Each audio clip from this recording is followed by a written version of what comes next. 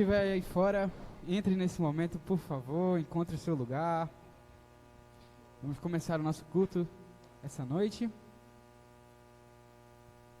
Quem está aqui, vamos ficar de pé para orarmos.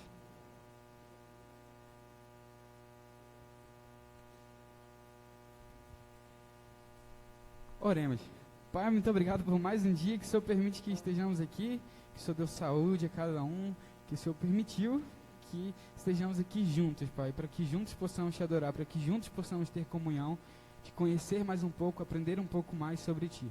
Te peço que abençoe esse momento, todos aqueles que ainda estão chegando e que vão chegar, Pai, aqueles que não vieram hoje também, cuida de cada um. Muito obrigado por tudo. Em nome de Jesus, amém. Que bom que é estarmos juntos aqui, que bom é estarmos em comunhão, uma comunhão dada por Deus, dada por Cristo. Podemos vivenciar essa comunhão em igreja. É muito bom, é muito feliz. Vamos cantar essa música então. Jesus, em tua presença, reunimos-nos aqui, contemplamos sua face e rendemos-nos a ti. Pois um dia a tua morte trouxe vida a todos nós e nos deu completo acesso ao coração. Jesus, em tua presença, Jesus, em tua presença, reunimos-nos aqui, contemplamos sua face e rendemos-nos a ti. Pois um dia a tua morte trouxe vida a todos nós e nos deu completo acesso ao coração do Pai. O véu que separava já não separa mais. A luz que outrora apagada agora brilha e cada dia brilha mais. Só pra te adorar e fazer teu nome grande e te dar o louvor que é devido. Estamos nós aqui. Jesus, em tua presença. Vamos lá. Jesus, em tua presença, reunimos-nos aqui, contemplamos tua face e rendemos-nos a ti. Pois um dia a tua morte trouxe vida a todos nós e nos deu completo acesso ao coração do Pai. O véu que separava já não separa mais. A luz que outrora apagada agora brilha e cada dia brilha mais. Só pra te adorar e fazer teu nome grande e te dar o louvor que é devido. Estamos nós aqui. Estamos nós aqui. Estamos nós aqui. Amém. Vamos continuar cantando então? Esse Cristo nos salvou, esse Cristo pagou a dívida que tínhamos, uma dívida que não éramos capazes de pagar. Nós estávamos condenados, mas agora por Ele temos vida, por Ele nós temos uma nova condição, que possamos aproveitar essa condição então. Vamos cantar nesse momento.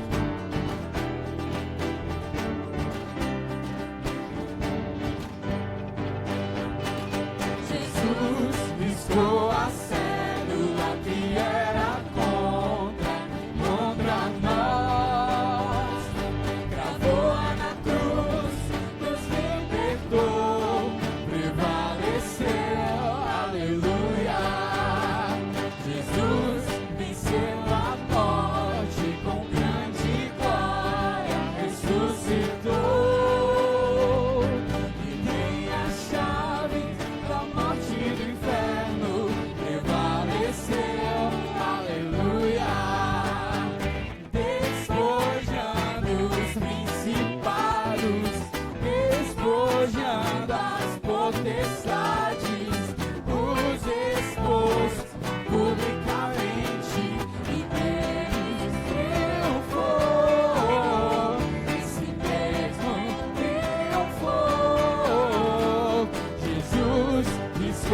cédula que era contra nós.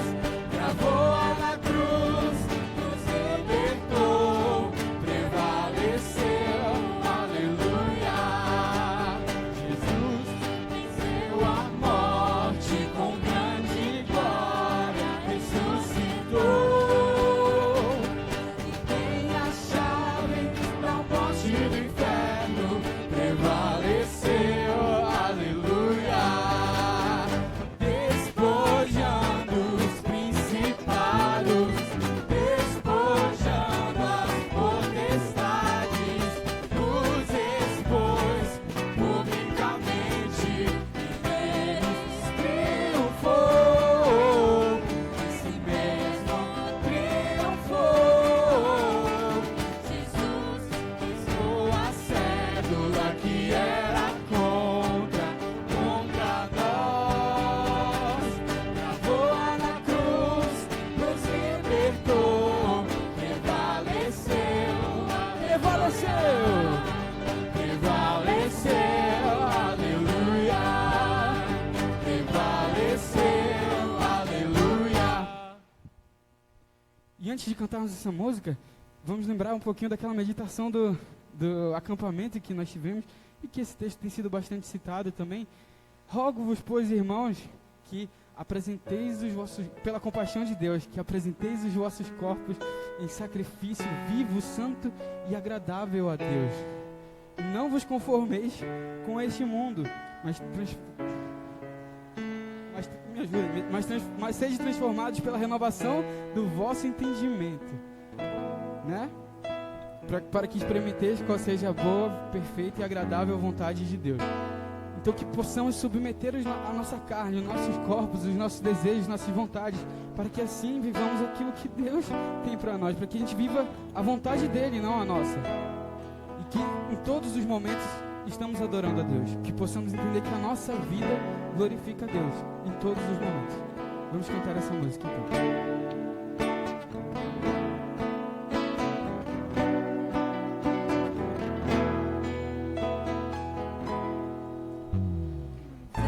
Senhor, minha vida oferecer como oferta de amor e sacrifício.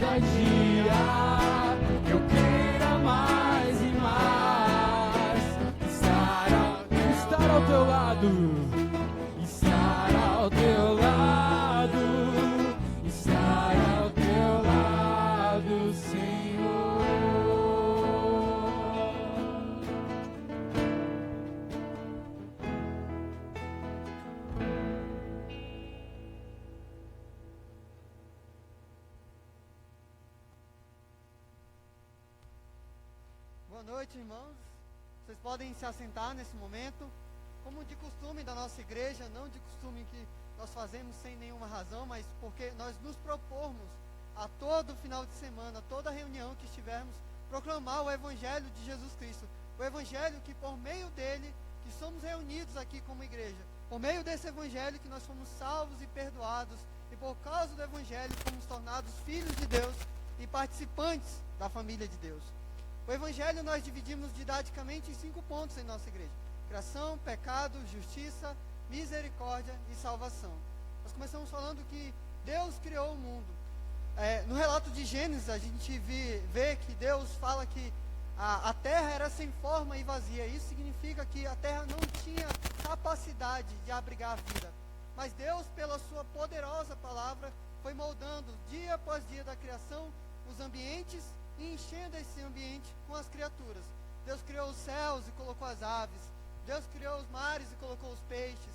Deus criou os campos e colocou as flores e a fauna. Deus criou tudo isso para o louvor da glória dele. Deus, como ponto alto da sua criação, criou o ser humano para representá-lo em adoração. O ser humano iria cuidar daquela terra como representação de Deus. Então o ser humano deveria ali no Jardim do Éden cuidar dos bichos, dar nome aos animais, preservar tudo aquilo que o Senhor Deus tinha dado a ele. E essa era a forma como o ser humano iria adorar o Senhor Deus. De tudo que tinha no jardim, o ser humano podia comer livremente, gozar livremente daquela vida perfeita que ele tinha ao lado do Criador. O Senhor Deus deu apenas uma restrição para o ser humano: que ele não deveria comer do fruto do conhecimento do bem e do mal. O ser humano então decide voluntariamente desobedecer a Deus. Adão e Eva, enganados pela serpente, desobedecem a ordem direta de Deus e dão assim fruto ao primeiro pecado. Adão e Eva, no paraíso, no Jardim do Éden, falham em adorar a Deus. E como consequência desse pecado, como Deus já havia falado, que se eles comessem daquele fruto, certamente eles morreriam. E como consequência, como fruto daquele pecado, o ser humano então, a partir daquele momento, é separado de Deus, porque o pecado é a falha de adorar a Deus e é uma ofensa contra o seu santo caráter. E por causa do pecado de Adão e Eva, todos aqueles que nascem dele, ou seja, toda a humanidade, já nasce debaixo do pecado. E não somente nasce debaixo do pecado, como perpetua o ciclo de pecado. Uma geração vai e outra geração vem, e cada vez mais os seres humanos ficam cada vez mais pecaminosos. É por isso que nós vemos tanta dor, tanto sofrimento, tanta traição, doenças, poluição, tudo que de mal nós podemos ver no nosso entorno é consequência do pecado de Adão e Eva e do nosso pecado também. E diante disso, Deus é um Deus completamente justo. E por ser justo, ele precisa punir o pecado, porque ele falou que no dia que eles comessem do fruto, no dia que eles pecassem contra ele, certamente eles morreriam. E Deus não pode deixar esse pecado impune, porque não seria o Deus que é descrito nas Escrituras. Não seria esse Deus santo que odeia o pecado. Que juiz seria esse que diante de um delito não pune o delito? Então dessa forma todos pecaram, destituídos de toda a glória de Deus, e são réus da ira de Deus, são sujeitos à ira de Deus. E esse Deus justo também é o Deus misericordioso, o Deus que olha para todas as suas criaturas que estão nesse infindável ciclo de pecado, onde eles não poderiam mais adorar o seu Criador, onde eles não poderiam fazer nada mais que pudesse livrar ele dessa condição. Nós estávamos completamente afastados e por nós mesmos nós não conseguiríamos adorar novamente o Criador. Então o Criador, antes da fundação do mundo, fez um plano perfeito antes mesmo de nos criar. Que ele mesmo viria à terra, que ele mesmo viria na forma de homem para manifestar tanto a sua justiça como a sua misericórdia. Jesus Cristo então vem à terra, o Deus que se fez carne, o Verbo que habitou entre nós, o Senhor dos senhores, o Rei dos reis, o Criador de todo o universo. Um dia foi uma criancinha, esteve no colo de uma mulher e chorou. Esse Deus, Jesus Cristo, viveu uma vida completamente perfeita. Por ser homem, ele estava sujeito a toda a dor e todo o sofrimento que todo ser humano está. Jesus Cristo foi tentado e não pecou. Jesus Cristo sofreu e chorou. Jesus Cristo foi traído, mas ele nunca desobedeceu a Deus. Antes ele cumpriu toda a lei e manifestou e provou assim que a sua justiça era maior que qualquer pecado. Jesus Cristo, então, no final da sua vida, para cumprir o plano que Deus estabeleceu, que era naquela cruz, que ele iria então levar os pecados de todo aquele que nele crê, expiando assim a culpa dos nossos pecados. Quando Jesus Cristo vai naquela cruz, ele está manifestando a justiça de Deus, porque naquele momento cai a ira de Deus sobre todos os pecadores, sobre todos os pecados, ali em Jesus Cristo. Então Jesus Cristo exclama e entrega a sua vida a Deus.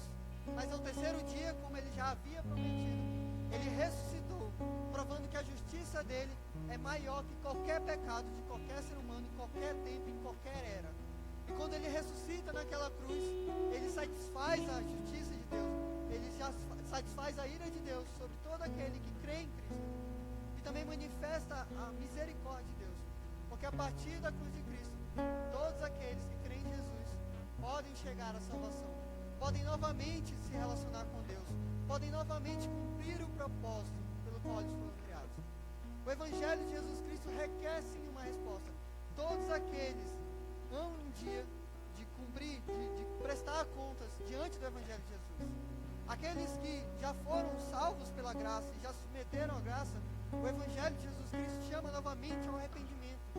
Olhar onde que você está errando, olhar onde nós estamos errando, olhar as nossas falhas, os nossos erros, onde nós não estamos adorando a Deus, nos arrepender dos nossos pecados, mudar os nossos pensamentos, mudar as nossas atitudes, para refletir a vida daquele que derramou a vida sobre nós.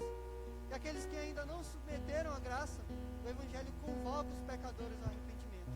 Se você ainda não foi submetido à graça de Deus, Jesus Cristo te chama ao arrependimento. Arrependa dos seus pecados, declare a sua falência e declare que sem Cristo você não consegue adorar a Deus.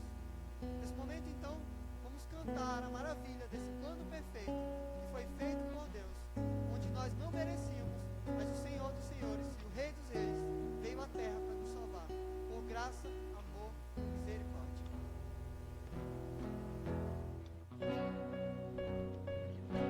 Vamos ficar de pé?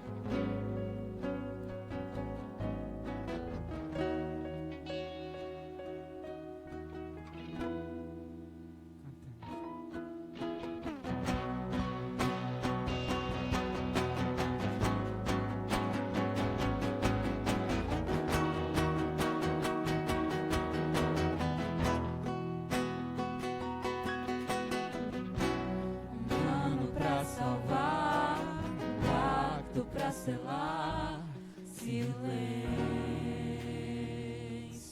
no céu, resgate, salvação, encheu seu coração, ele nem hesitou.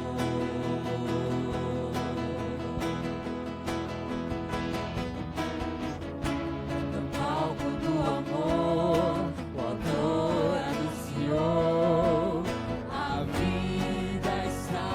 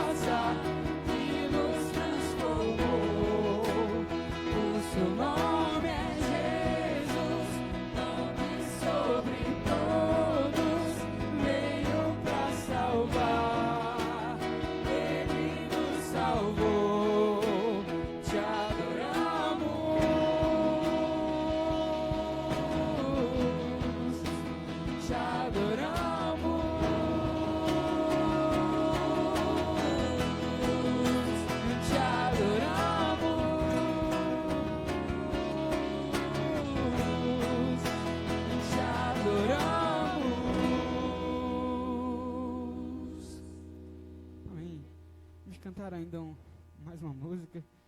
Que coisa bonita. A beleza da salvação não está em nós, não está em cada um de nós. Está naquele que nos salvou. Não se trata de mim, não se trata de você. O que a gente vem cantando desde o início do culto é por meio de Cristo que podemos estar aqui hoje. É pela graça dele que nos alcançou. E se graça é um movimento de Deus até nós, em misericórdia e em amor. E por isso podemos desfrutar desses momentos, por isso podemos ser igreja. Vamos cantar.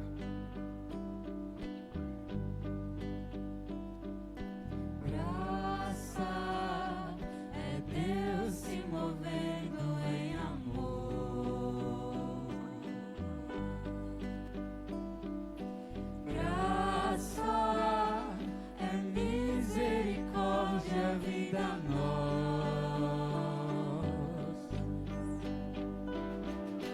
Graça é como a salvação nos alcançou.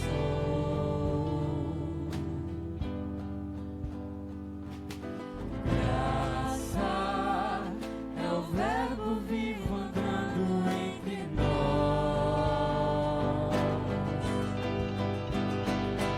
E a graça de Deus transforma os seus filhos,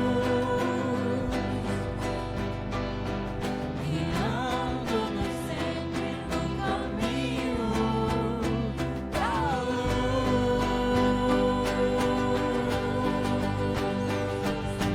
Pai, que nos reconciliou no Filho,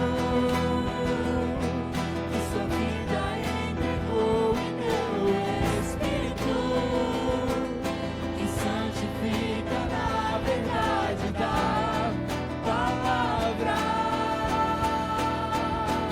É a graça de Deus. Graça é ser parte da família do Altíssimo. Graça é ser membro no corpo de Cristo. Graça é ser aperfeiçoado na unidade. Graça é crescer e conhecer o Filho de Deus.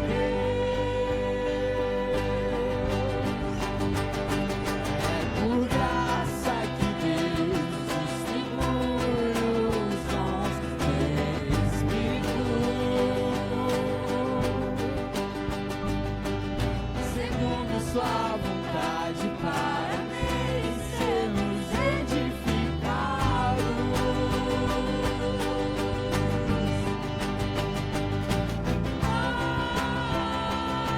Que nos reconciliou com o Filho,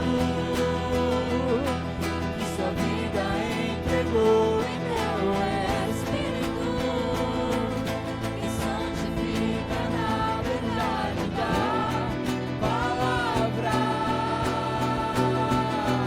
É a graça de Deus, pois aquele que desceu é o mesmo que subiu, colocado sobre todas as coisas. E este que desceu é o cabeça da igreja, que ele mesmo estabeleceu. E aquele que desceu é o mesmo que subiu, dando dons aos homens do Espírito. E aquele que subiu é o mesmo que em breve voltará.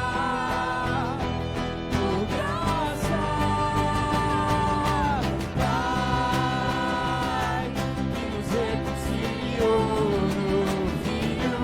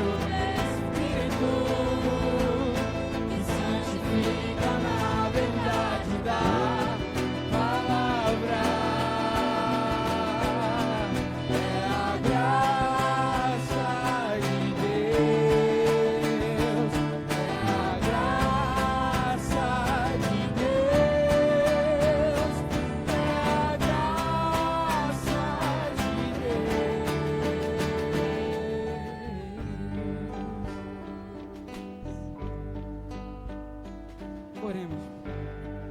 Pai, muito obrigado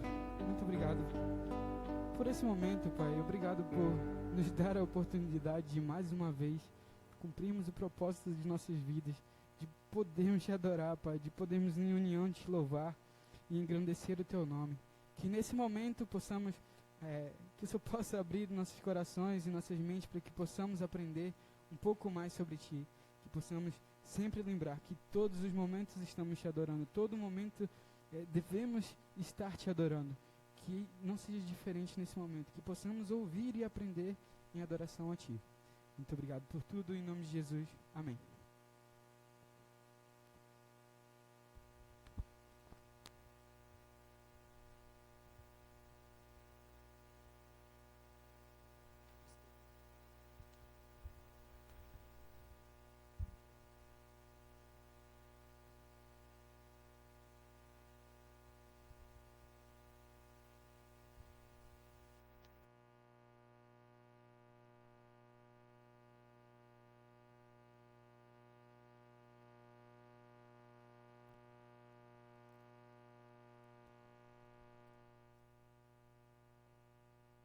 Alô, isso. Boa noite a todos.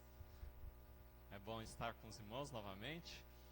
É bom a gente estar juntos, né, para estudar a palavra de Deus. Nós estamos estudando o livro de Efésios. Então vamos lá, hoje Efésios capítulo 5.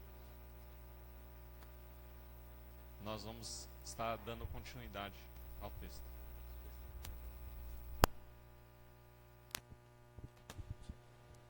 Pronto. Então vamos lá. Muito bem. Deixa eu só aqui abrir. Como nós temos visto, né, e temos estudado ao longo dessa carta ao livro dos Efésios, nós vimos que somos chamados para ser igreja. Não apenas homens e mulheres que frequentam um lugar, né? Antes, para que sejamos um corpo, uma comunidade unida, vivendo em comunhão e sujeição a Cristo, que é o cabeça da igreja, para a glória de Deus Pai. Este é o propósito. Cada um de nós tem um papel, um propósito, né, a exercer nesse mundo, né, onde nós vivemos, né, seja na nossa família, na sociedade, na comunidade da igreja. E essas responsabilidades que resultam desses papéis fazem parte do nosso viver em sujeição ao Criador.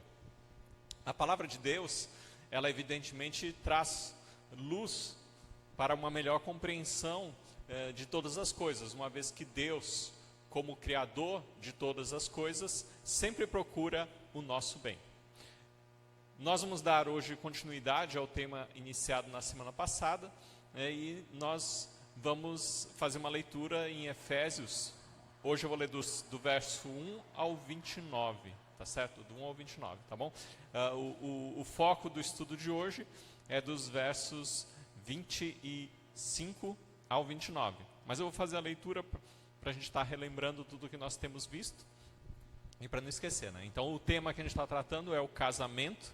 Na semana passada nós estivemos falando a respeito do papel da mulher, né? E essa semana a gente vai estar falando a respeito do papel do homem. Então ele começa assim o texto: Sede, pois, imitadores de Deus como filhos amados, e andai em amor como também Cristo nos amou, e se entregou a si mesmo por nós em oferta e sacrifício a Deus em cheiro suave. Mas a fornicação e toda impureza ou avareza nem ainda se nomeie entre vós como convém a santos, nem torpezas, nem tolices, nem zombarias que não convém, mas antes ações de graças.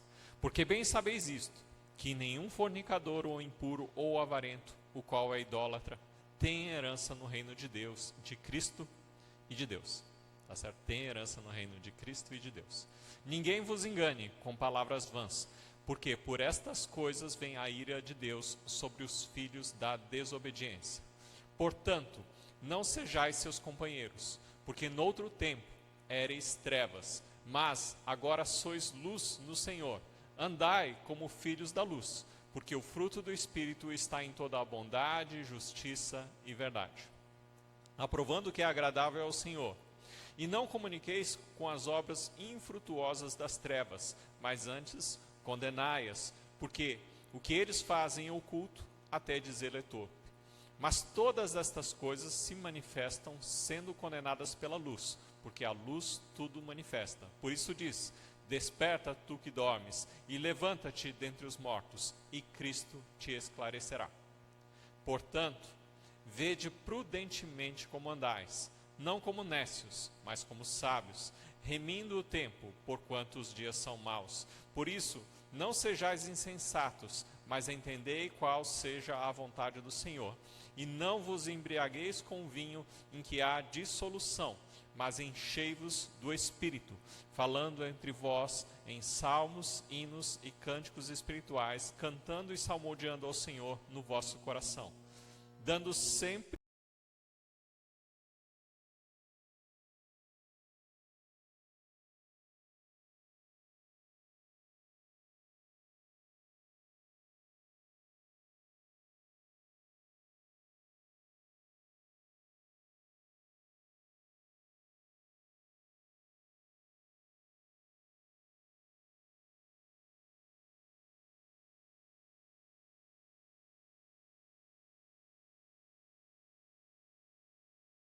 ao longo da leitura deste texto em Efésios, nós pudemos... Todo mundo ficou distraído? Então eu vou retomar. Tá bom? Então vou retomar aqui, tá bom? Então, desculpa, acho que não sei se é a gravação, mas vou retomar, tá bom? Então, quando a gente começou a estudar esse texto lá em Efésios, capítulo 5, verso 1, nós vimos que fomos chamados, né, a sermos imitadores de Deus como filhos amados. E ao longo da leitura do livro de Efésios, nós temos sido chamados a sermos imitadores de Deus, em sujeição a Deus, como seus filhos. E para isso, ele nos chama a um andar de modo digno, segundo o chamado com que nós fomos chamados por Jesus Cristo. Ele também nos fala para andar de modo diferente dos outros gentios, para a gente não andar da mesma maneira que as pessoas vivem nesse mundo. Também somos chamados, já no capítulo 5, a andarmos na luz, né, expressando a sua natureza, né, a natureza de Deus, de filhos da luz, né, andando em toda a bondade, justiça e verdade. E por fim, ao longo desse capítulo, nós vimos também que somos chamados a andar em sabedoria, no sentido de que ver o modo como nós andamos, se andamos de uma maneira prudente nesse mundo. Né? Se temos remido o tempo, a nossa organização e a maneira como nós vivemos. Então, quando nós chegamos, né, ali no capítulo 21, nós vimos que somos chamados a viver em sujeição uns aos outros, ou seja, a uma submissão mútua de uns pelos outros no temor de Cristo. Isso é um ato de reverência à cabeça do corpo, que é Cristo. Na continuidade desse texto, o apóstolo mostra como Deus planejou a forma dessa submissão mútua nos 3 relacionamentos mais importantes que a gente vai ver, né? Que são o casamento, nós estamos tratando disso, nós vimos o papel da mulher na semana passada, hoje nós vamos ver o papel do homem, na família, na criação dos filhos e emprego, tá certo? Então, basicamente, ele vai tratar dos 3 pontos, né, ao longo desse estudo. Então, no estudo de hoje, nós vamos aprender um pouquinho sobre o papel do homem no casamento. E nós vamos revisar um pouquinho, vou, na verdade, repetir mais ou menos o que a gente já falou na semana passada a respeito do que é o casamento. Nós partimos do princípio que Deus é a origem da existência de todas as coisas, né, porque dele, por ele e para ele são todas as coisas. Todas as coisas foram criadas para a glória de Deus. Nós temos que ter esse entendimento. Todas as coisas foram criadas por Deus pelo poder de sua palavra. Ele é um Deus trino, ou seja, é de uma essência e 3 pessoas, mas vivendo em unidade. Tá certo? Então essa ideia é importante.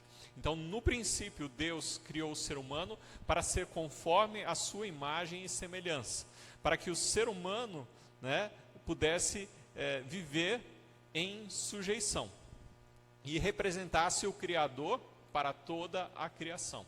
Então, um ser humano vivendo em sujeição a Deus, representando a Deus diante de toda a criação.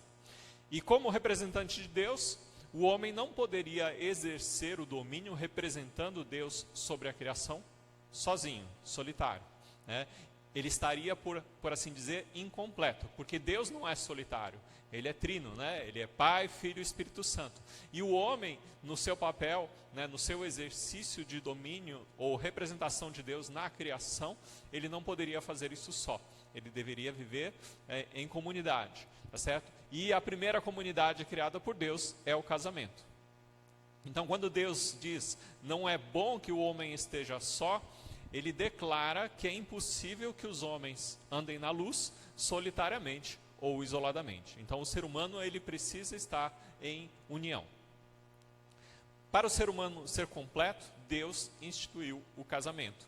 E o casamento tem como alvo o bem do ser humano, né? Tanto é que ele fala, não é bom. Foi a única coisa que ele falou, não no princípio da criação, né? Tudo ele falava é bom, né? É muito bom. E quando o homem foi criado, ele falou, não é bom que o homem esteja só. Então, para o bem do homem foi instituído o casamento. Então, Deus criou o casamento para representar o relacionamento entre Cristo e a igreja. A gente vai ver no verso 32 do capítulo 5 de Efésios, isso ele vai colocando claramente. Então, o casamento é a primeira instituição estabelecida por Deus, mas a instituição foi estabelecida para revelar o plano futuro, indicando a relação entre Cristo e a igreja. Então, nessa relação estabelecida por Deus, tanto o homem como mulher exercem um papel distinto, mas complementares como representante do Criador.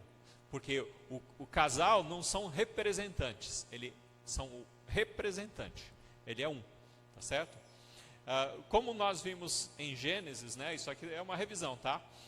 Nós vimos que Deus planejou o casamento para, em primeiro lugar, refletir a sua imagem, pois fomos criados à sua imagem, tá certo? O segundo motivo é para multiplicar uma posteridade temente a Deus, né, quando Ele nos deu aquela ordem de frutificar e multiplicar. Então, uma posteridade, descendências, né, que temem a Deus. Para manejar a criação, né, porque Ele nos ordena, dominai sobre as aves do céu, né, os peixes dos mares. Então, o domínio sobre todas as coisas, então Ele nos deu uma ordem para manejar a criação de Deus. E isso também é papel no casamento. Quarto aspecto é que no casamento Ele nos chama o homem e a mulher se completarem mutuamente um ao outro.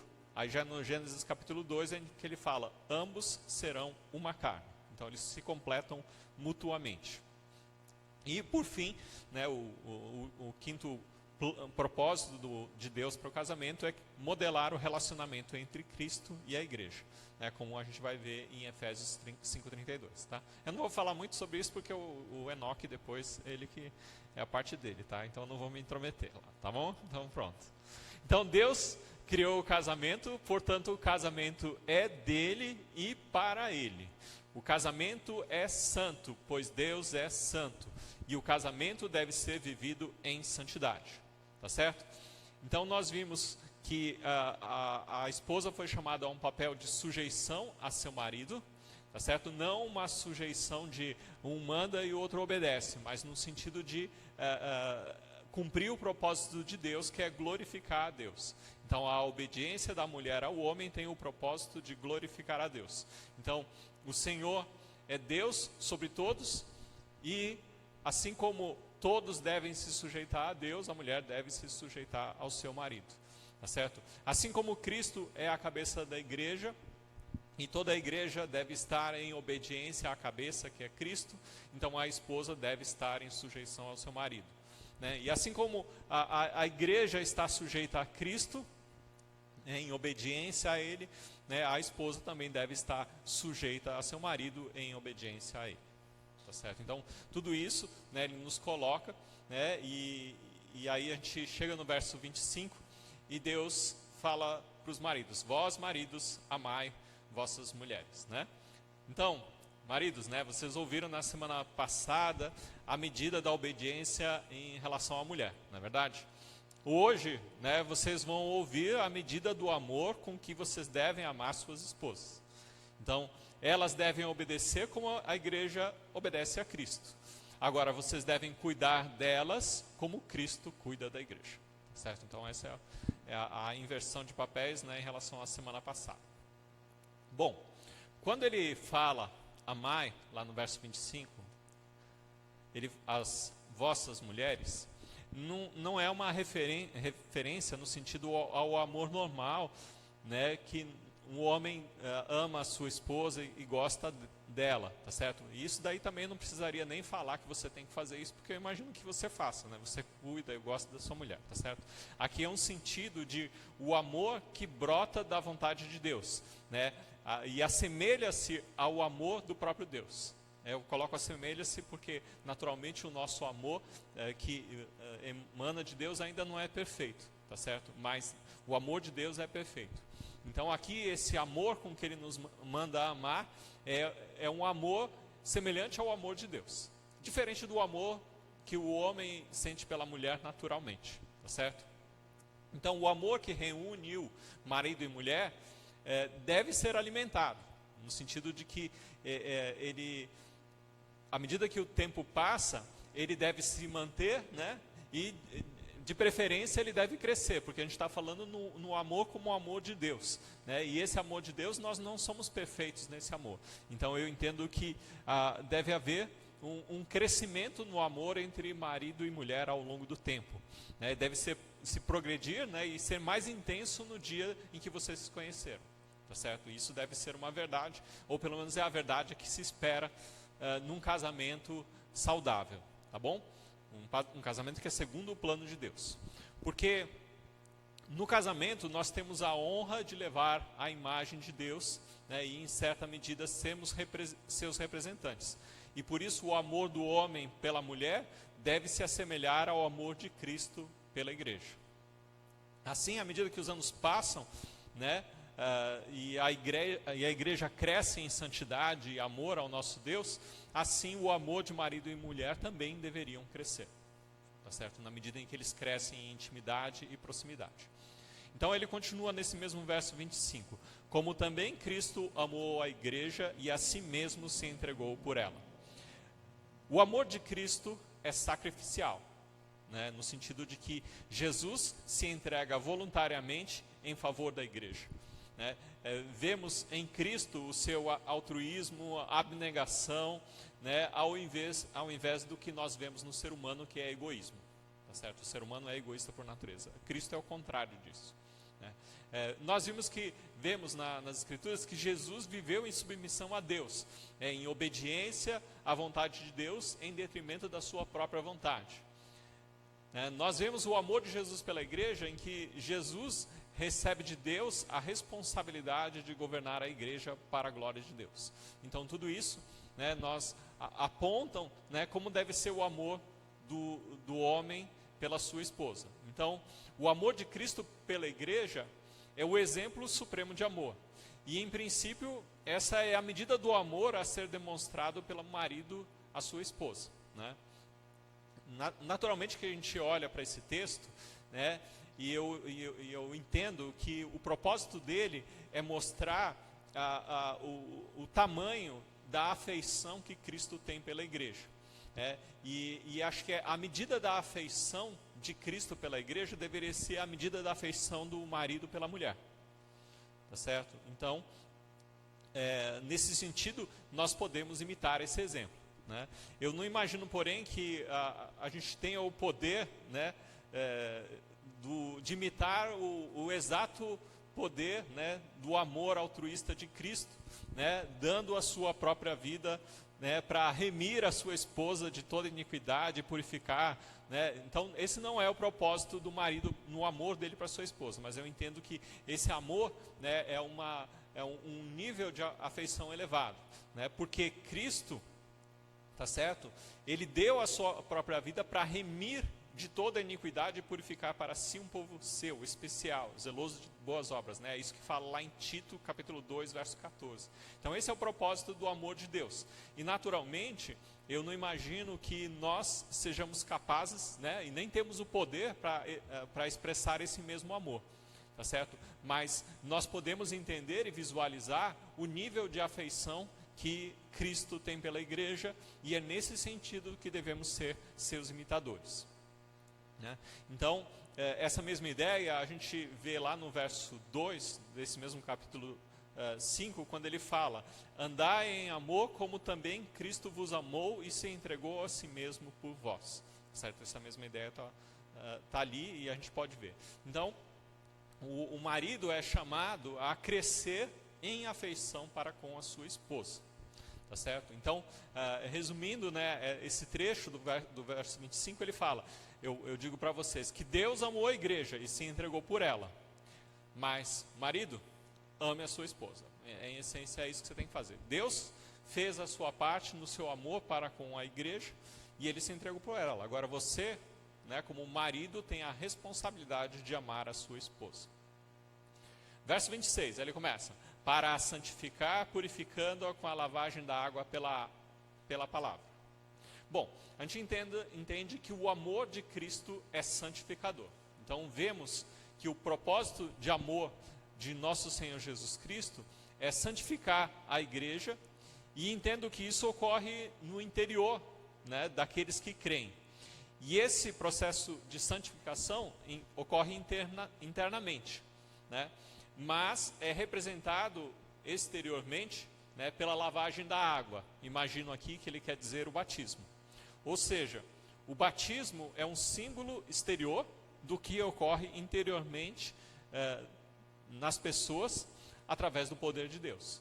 Então, exteriormente ele tem um símbolo, mas toda a operação ocorre dentro do nosso ser, dentro do nosso coração, a santificação.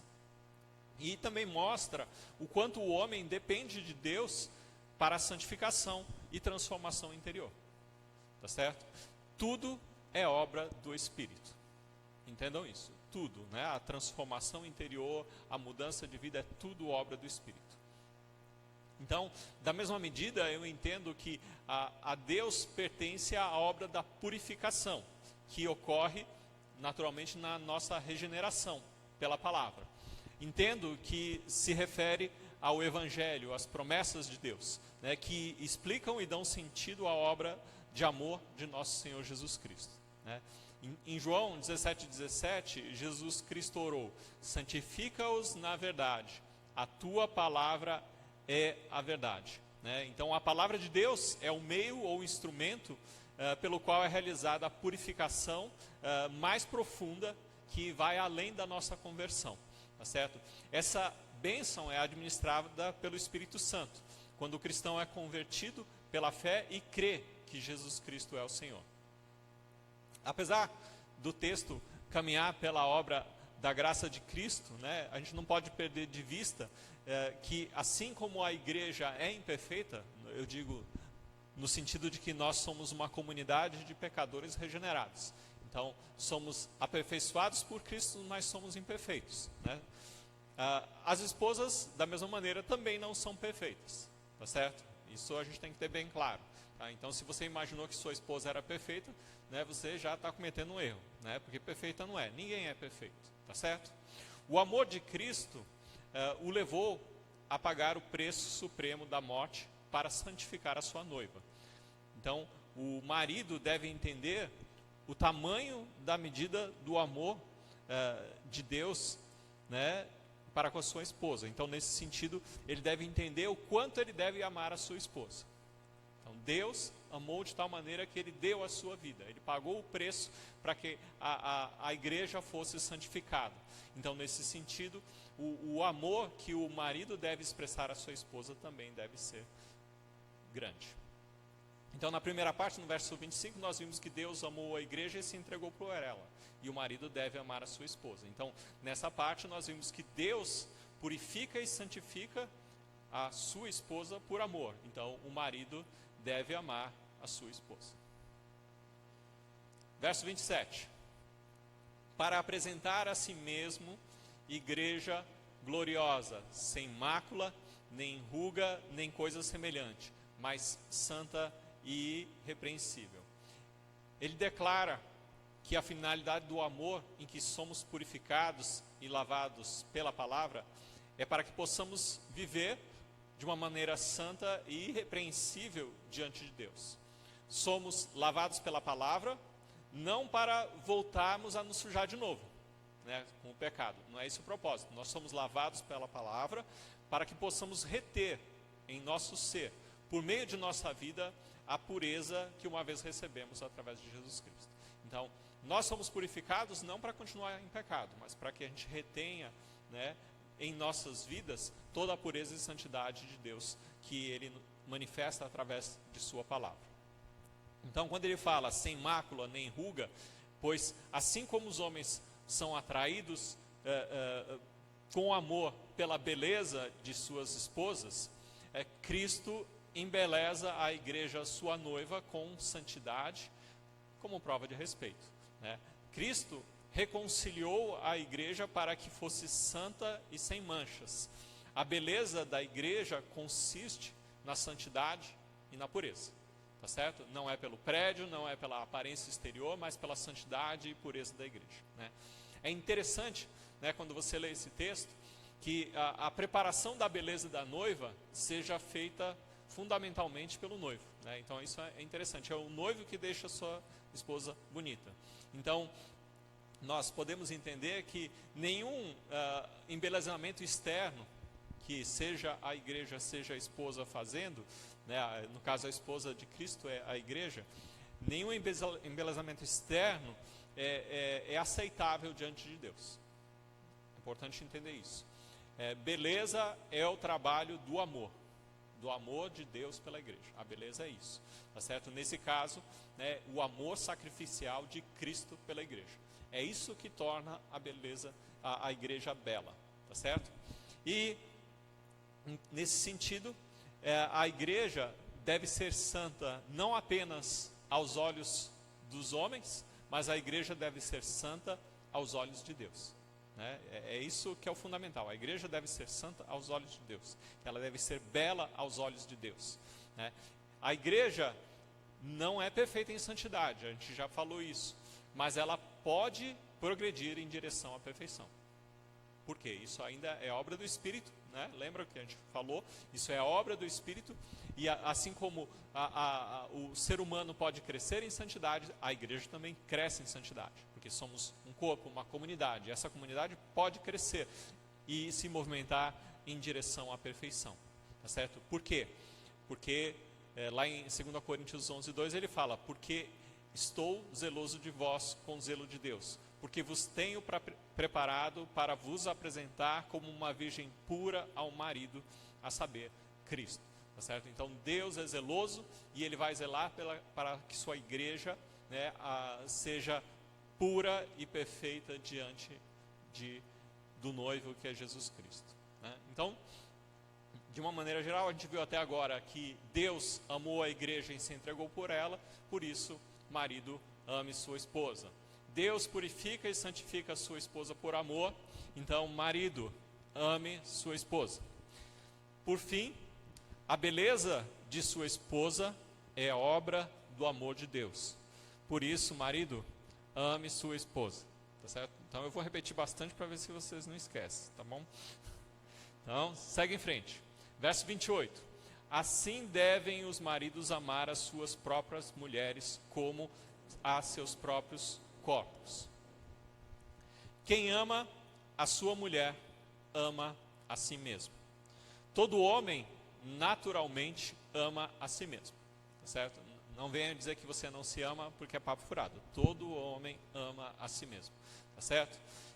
Mas nenhum homem pode amar a si mesmo sem amar a sua esposa, tá certo? Então isso é importante, tá? Todo homem naturalmente ama a si mesmo, mas nenhum homem pode amar a si mesmo sem amar a sua esposa. O homem que não ama a sua esposa não tem entendimento nenhum a respeito das coisas de Deus. A gente pode dizer que ele é um louco, né? Ou se você preferir chamar ele de monstro, também pode chamar, porque vai dar na mesma, tá certo? É um louco, é um monstro, ele não tem noção do que ele está fazendo se ele não ama a sua esposa, ele não tem entendimento. O casamento foi estabelecido por Deus, com a condição de que o marido e a esposa fossem uma só carne. Então essa condição foi estabelecida na criação. Então, assim, o homem, como o homem ama a si mesmo, ele deve amar a sua esposa, tá certo? A mulher foi retirada da costela de Adão, e por assim dizer, a mulher é uma parte do homem, tá certo? E ela é o próprio homem, no sentido mais geral, porque ela é o homem e ela é uma parte do homem, tá certo?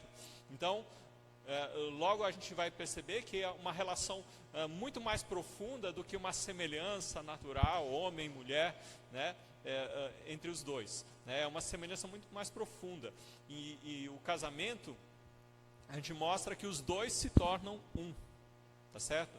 Então, não podemos assim considerar o casamento como um senso de dever. Não, eu casei, eu tenho obrigação, né, responsabilidade. Não é um dever. Casamento não é um dever, não é uma obrigação diante da sociedade.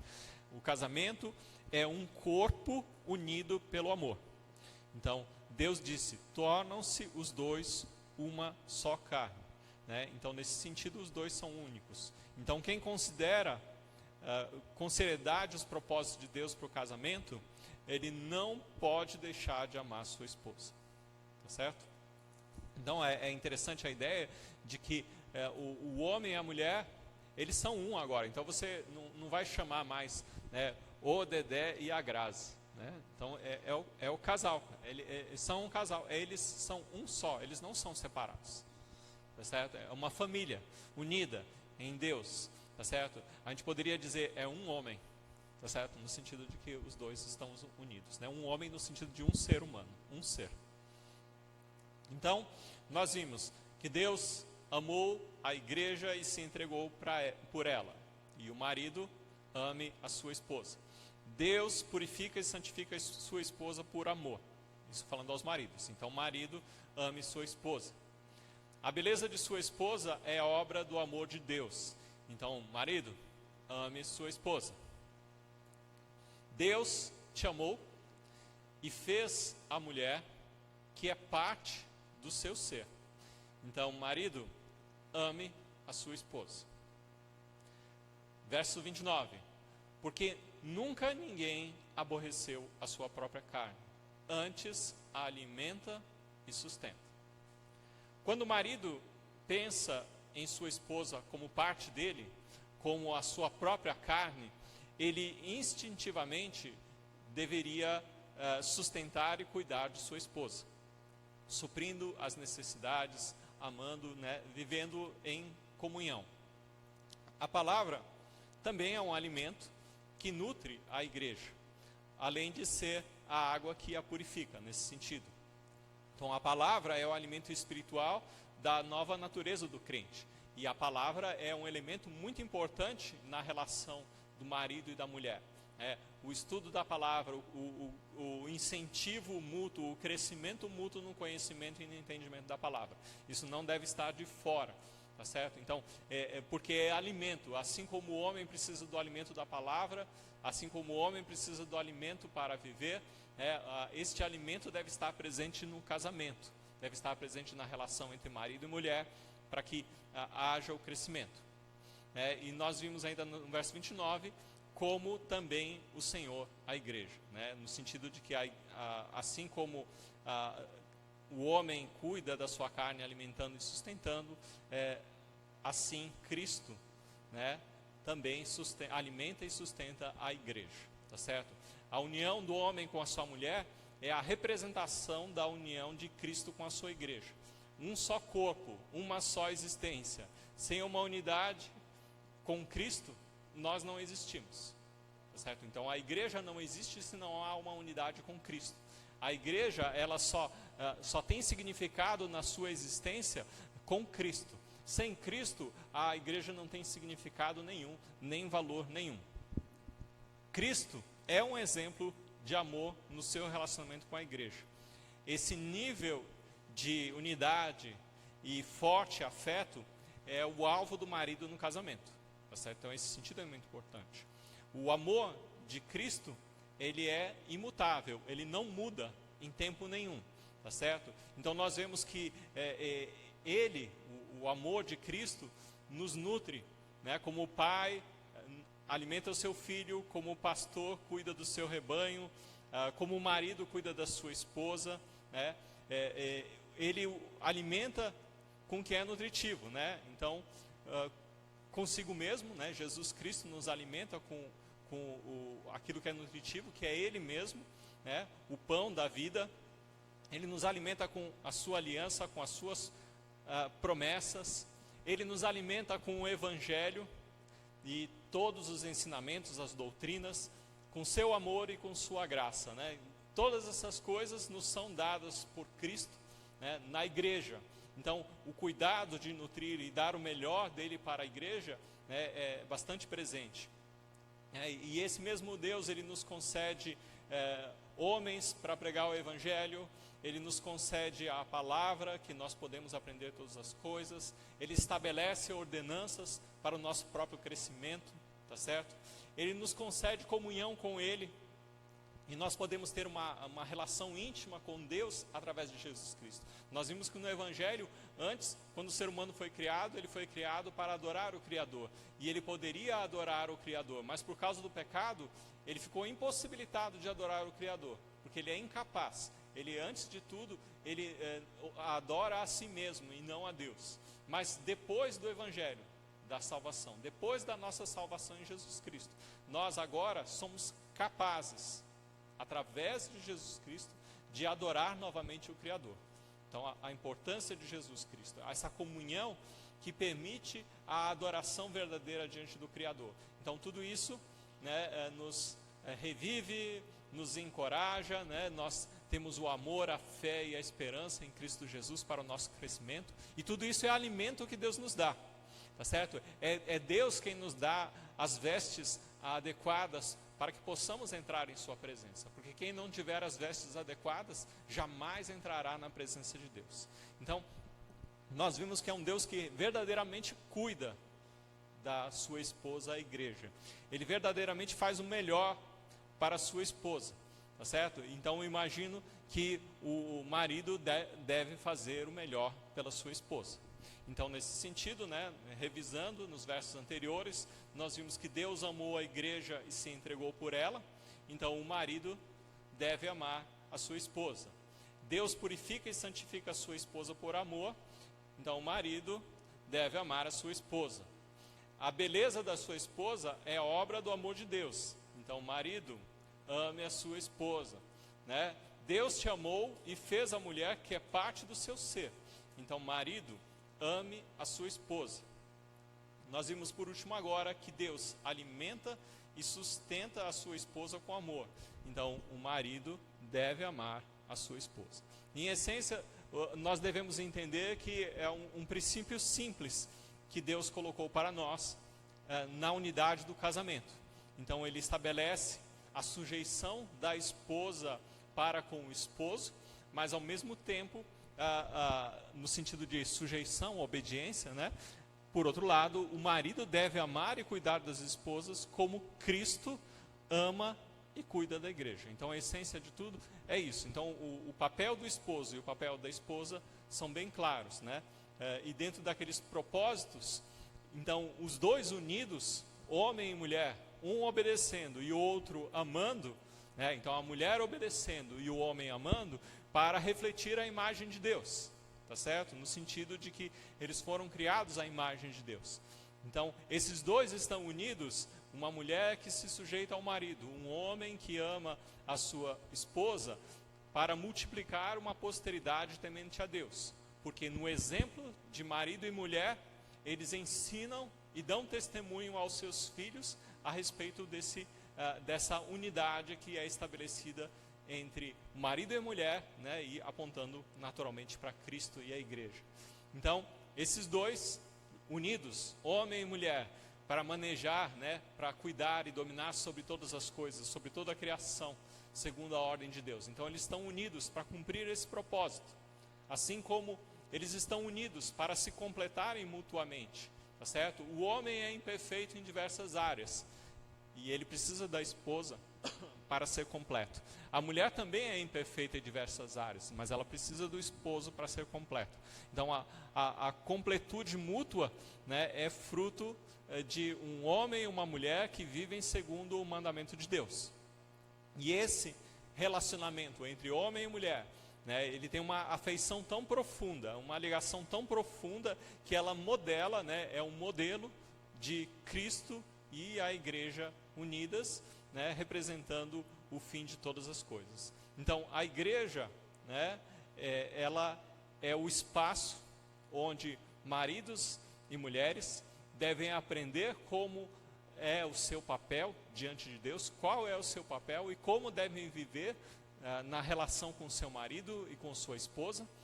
E na igreja nós vamos estar aprendendo e vivenciando esses propósitos, né, no sentido de refletir a imagem, de multiplicar, né, os filhos, né. Naturalmente cada um vai ter quantos filhos quiser ter, tá? Não vamos encher a igreja também de menino assim, né?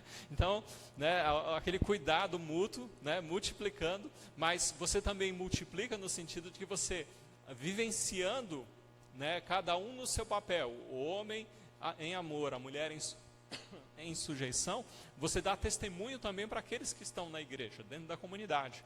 Então você multiplica no sentido de que você vai mostrar a outros a serem tementes a Deus. Então, nesse sentido, né, nós temos a clareza de como Deus faz todas as coisas, e nós devemos viver segundo os propósitos de Deus, né? Sempre lembrando, né, é Cristo, né, que amou a igreja e se entregou por ela, tá certo? É Cristo, através da sua morte, que purificou e santificou, né, a igreja por amor a ela, né? A beleza da igreja é fruto do amor de Cristo por ela, assim como a criação, homem e mulher, tudo é obra e feitura de Deus, para que os dois vivam em unidade. Então, todas as coisas levam para isso. Então, o marido, né, de uma maneira bem simples, ele sabe o seu papel, e a mulher, de uma maneira bem simples, sabe o seu papel, tá certo? O texto, ele argumenta no sentido do que é importante, por que é isso, tá certo?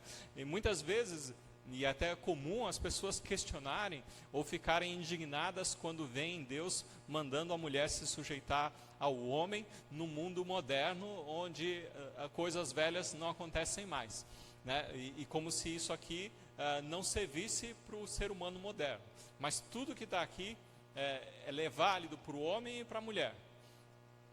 E infelizmente muitos não vivenciam isso. Por que não vivenciam isso? Porque ainda acham que são dois indivíduos separados. Ela é a mulher, eu sou o marido. Ela tem as contas dela, eu tenho as minhas. Mas não é assim, né? O casamento que Deus estabeleceu é um só, é um ser, é uma unidade. E o homem e a mulher devem aprender a viver como uma unidade.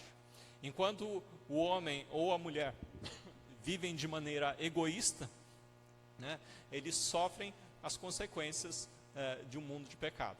Então, nós temos que deixar os nossos egoísmos e as nossas vontades de lado e aprendemos a viver como Deus nos manda. Porque se Ele manda que a mulher seja sujeita ao marido e que o marido ame a sua mulher, é porque Deus, por princípio, Ele quer o bem do ser humano. Qualquer coisa que a gente faz diferente disso, nós sofremos as consequências dos nossos próprios pecados. Então, o alerta de Deus é simples, a ordem de Deus é simples, né? E se nós pudermos fazer estas coisas, né, nós vivemos, como diz o verso 1, como imitadores de Deus, como filhos amados, certo? Agora, aquele que não quer viver imitando a Cristo, não é filho. Em essência é isso. Então, de uma maneira bem simples e direta, eu espero que tenha ficado claro para todos o propósito de Deus para o casamento, o propósito do homem no casamento. Então, o seu papel é claro. Então, basta se colocar diante de Deus, reconhecer onde você tem errado e daqui para frente fazer aquilo que é certo. Tudo isso a gente fala para chamar o ser humano ao arrependimento, a uma nova vida, onde ele vai deixar os velhos conceitos e as velhas ideias para trás e vai viver uma nova vida em Cristo. Amém? Então vamos orar. Deixa eu só beber uma água e a gente já vai orar.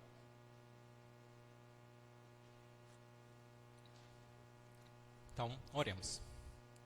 Santo e amado Deus, nós te agradecemos porque estamos aqui em Tua presença, Senhor, para aprender de Ti, para vivermos conforme o Teu mandamento, para fazermos todas as coisas que o Senhor tem nos ensinado através de Tua palavra.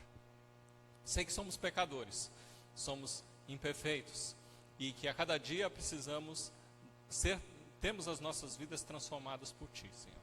Então te pedimos que a cada dia possamos dar ouvidos à Tua palavra, que as nossas vidas possam ser transformadas por Ti. E que a Tua igreja possa crescer em amor, em verdade, em justiça. Que a Tua igreja possa viver como uma verdadeira comunidade que teme a Ti, Senhor. E que a cada dia esta igreja possa ser transformada para que um dia possa se apresentar pura diante de Ti, Senhor. Possa se apresentar na Sua presença em beleza de santidade e pureza, conforme o Senhor nos fala em Tua palavra. E é em nome de Cristo que nós te pedimos. Amém, Senhor. Já sabe, né, aí, mas eu vou falar só para nos lembrar. E você que quiser conferir depois, nós temos lá no quadro de avisos, tem a programação também de todo o roteiro, né, e lá está escrito, você pode ver e conferir com o que eu estou falando aqui. Então, no domingo de manhã, nós temos o culto da família. Aliás, no domingo às 18h15 é o culto para toda a família, perdão, né? Que eu estava pensando de manhã, mas já é noite. E todos vocês estão convidados, todos os irmãos estão convidados a estarem participando.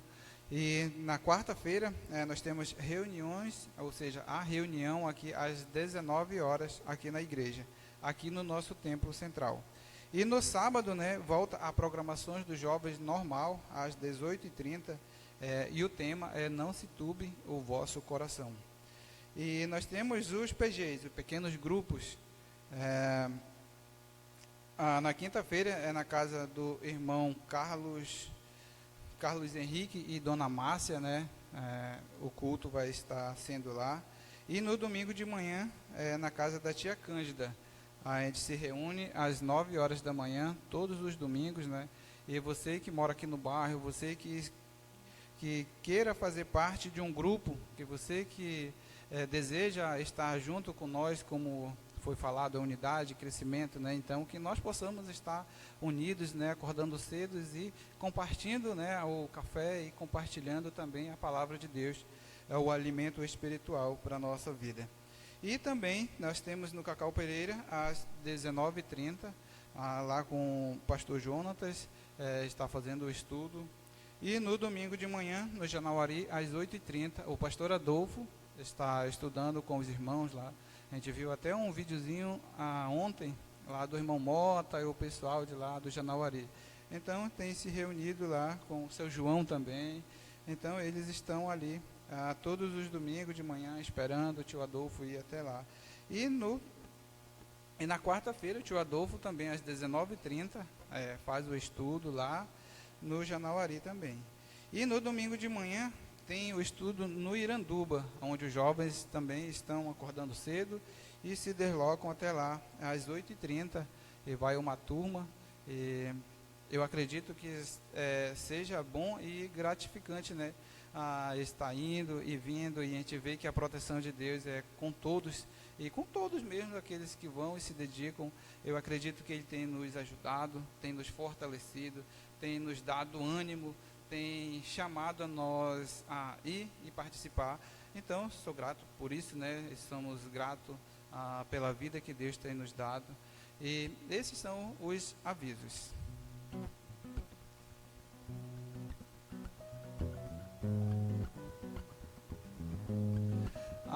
Ele está lembrando, né? Só para a gente, se eu não falei corretamente o horário, se tiver dúvida, é só para dar uma corrigida lá no quadro. Mas tá direitinho, eu garanto que esteja direito. Mas se você tiver dúvida, podem ir lá. Vamos ficar de pé, cantar mais uma música esta noite. Eu lembro há alguns anos quando eu comecei a conduzir, e essa era uma das músicas que eu decorei um versículo para falar, né? Quando eu viesse cantar aqui. E o versículo era... Eu tenho certeza que está em Salmos 34, mas é: perto está o Senhor dos que têm o coração quebrantado. E na época eu acho que eu nem pensava o que significava esse versículo. Mas de fato, perto está o Senhor daqueles que têm o coração quebrantado, daqueles que, como a gente tem aprendido, subjugam sua carne, colocam todos os seus desejos, suas vontades diante de Deus, que não vivem mais a sua vida, mas vivem a vida de Deus, porque a nossa vida já não é mais nossa vida é dele. Possamos pensar nisso, pensar em tudo que temos aprendido. Tudo nos leva a ter um só pensamento, a ter uma unidade. Cantemos. Eu olho Para a cruz, e para a cruz eu vou, seu sofrer participar, sua obra vou cantar, meu Salvador na cruz mostrou o amor do Pai, o justo Deus.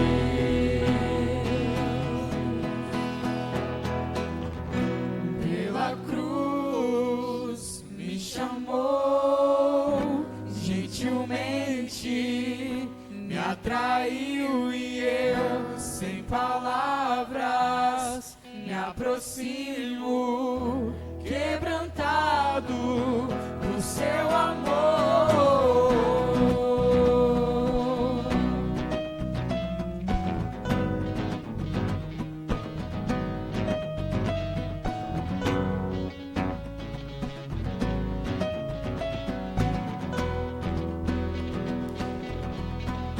Nesse da vida,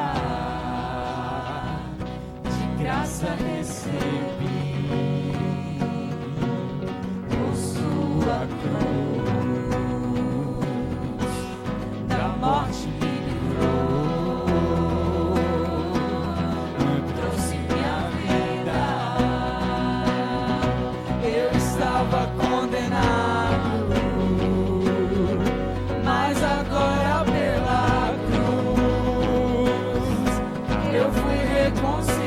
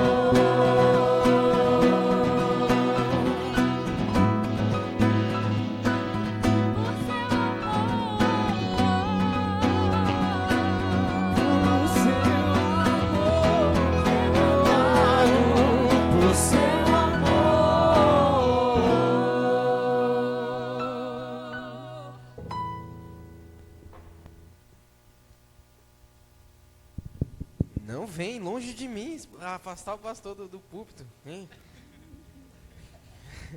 Semana passada, irmãos, para quem não estava aqui, para quem estava no acampamento, a gente estava tocando aqui, aí eles deram os avisos, depois dos avisos a gente ia cantar uma música, né? Aí, beleza, eu peguei o microfone, vamos cantar. Quando eu olhei pro lado, tinha um microfone na mão do pastor e o outro na mão do diácono. Eu falei, com todo respeito, pastor e diácono, cadê as pessoas que iam me ajudar aqui a cantar? Tira o microfone deles, por favor. Mas agora você pode pegar o microfone, dá o microfone pra ele. Agora a gente vai fazer o nosso momento de oração. Primeiro, então, eu queria perguntar se alguém dos irmãos tem algum agradecimento.